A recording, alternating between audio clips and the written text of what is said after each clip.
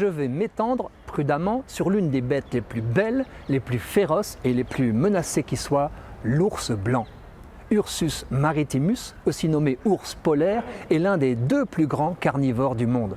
À prédominance carnivore car il se nourrit un peu de végétaux.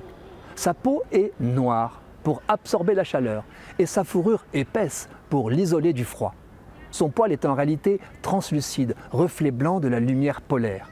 Les mâles ont une sorte de crinière qui pousse sur leurs pattes de devant, qu'on suppose séductrices. Les plus gros dépassent 1 tonne et 3 mètres de long.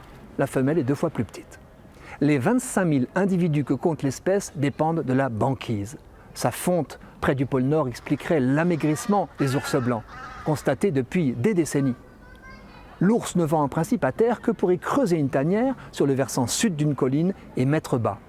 Victime de la chasse traditionnelle des Inuits, mais surtout du réchauffement climatique, notre ours a besoin de glace flottante pour chasser le phoque, sa proie principale.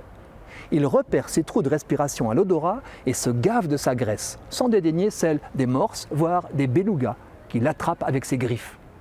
Le gros malin cache son approche en camouflant ses narines noires avec ses pattes de devant. Véritable athlète, il court à 50 km/h. C'est aussi un extraordinaire nageur.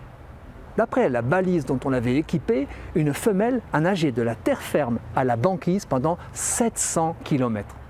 Hélas, la surface des glaces arctiques en fin d'été s'est réduite de 40% en 25 ans. L'ours blanc risque de disparaître au cours de ce siècle. Capable de jeûner pendant des mois, il a tout de même besoin d'engraisser avant l'hiver.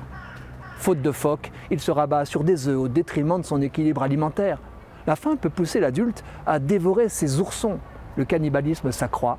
Des ours remontent aussi vers le sud, cherchant la proximité des hommes pour se nourrir. Gare à l'anthropomorphisme. L'incroyable vidéo d'un ours blanc enlaçant tendrement un chien huskies attaché à sa chaîne a enflammé la toile en 2016. On dirait 2 amis. Les commentaires émus des internautes louent les câlins partagés par la grosse bête avec plus petit que soi, tout en dénigrant par comparaison les hommes qui ne savent que s'entretuer. Mais on a creusé l'affaire, la réalité est moins douce. Le gardien d'un refuge pour chiens du Manitoba, d'où viennent ces images, nourrissait chaque jour les gros nounours. Or, le lendemain de la séance photo, il a omis de le faire. Savez-vous ce qui advint? L'ours a dévoré un chien. La veille, en fait de câlin, il aurait simplement flairé son menu. La leçon est claire. Provoquer une dépendance des bêtes sauvages vis-à-vis de nous n'est pas un service à leur rendre. Ils doivent se débrouiller. Les naturalistes actuels, contrairement à leurs maîtres, ne tentent plus d'entrer en interaction avec les bêtes qu'ils étudient dans leur milieu, pour ne pas les dénaturer.